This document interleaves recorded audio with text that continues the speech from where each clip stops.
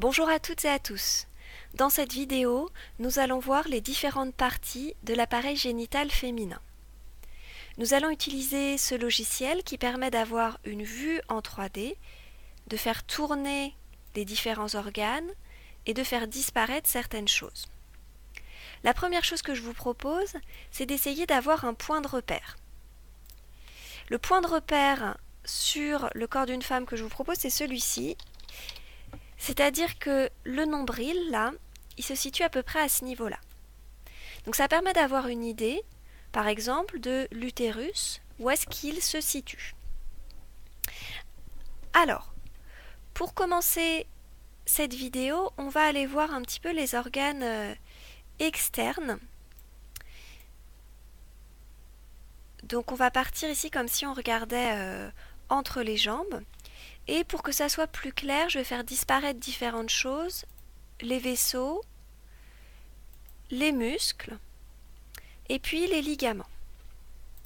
Alors, on peut repérer ici 3 orifices.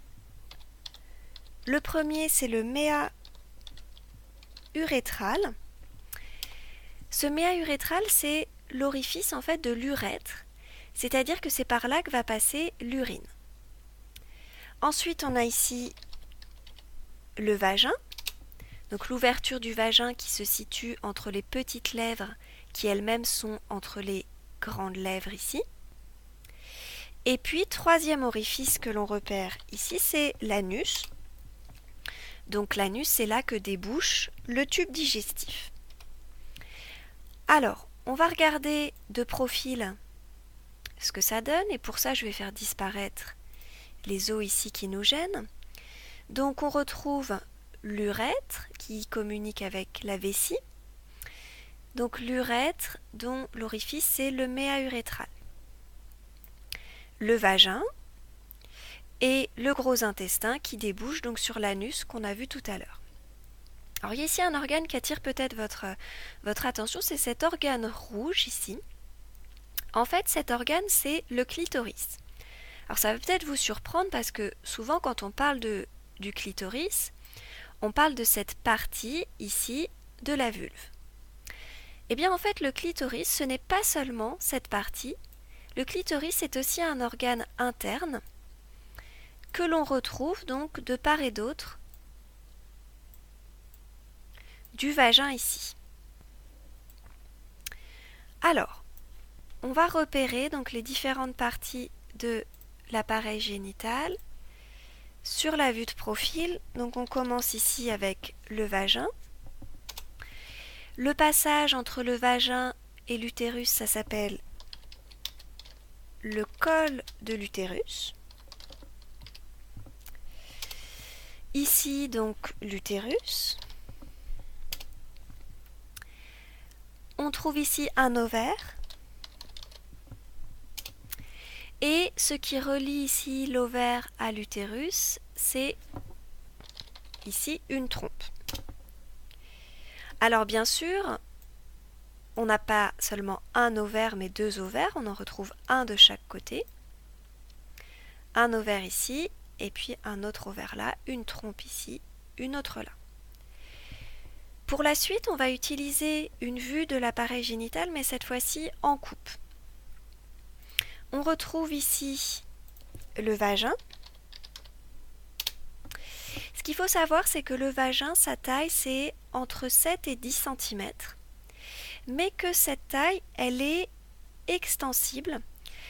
En fait, ce qui se passe, c'est que tous les replis que l'on voit ici donnent au vagin la propriété d'être extensible, un petit peu comme un accordéon. Donc tous ces replis peuvent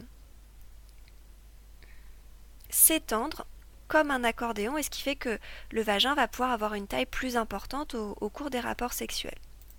On retrouve ici le col de l'utérus, et alors ici le col de l'utérus, et ici l'utérus. Alors l'utérus, sa taille, chez une femme qui n'a pas encore eu d'enfant, c'est à peu près la taille d'une poire. Et ce qu'il y a à l'intérieur de l'utérus, l'espace ici, ça c'est la taille d'un raisin. Souvent on imagine que c'est beaucoup plus grand, mais en fait non, c'est assez petit. Utérus, donc la taille d'une poire, et la taille d'un raisin à l'intérieur.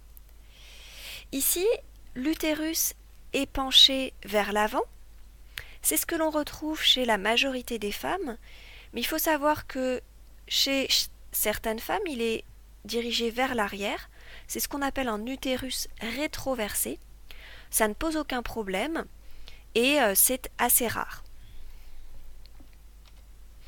Alors, on va pouvoir repérer sur cette vue aussi la même chose que ce que l'on avait tout à l'heure. Ici l'ovaire et ici la trompe. Alors, on va s'intéresser maintenant au rôle de ces différents organes.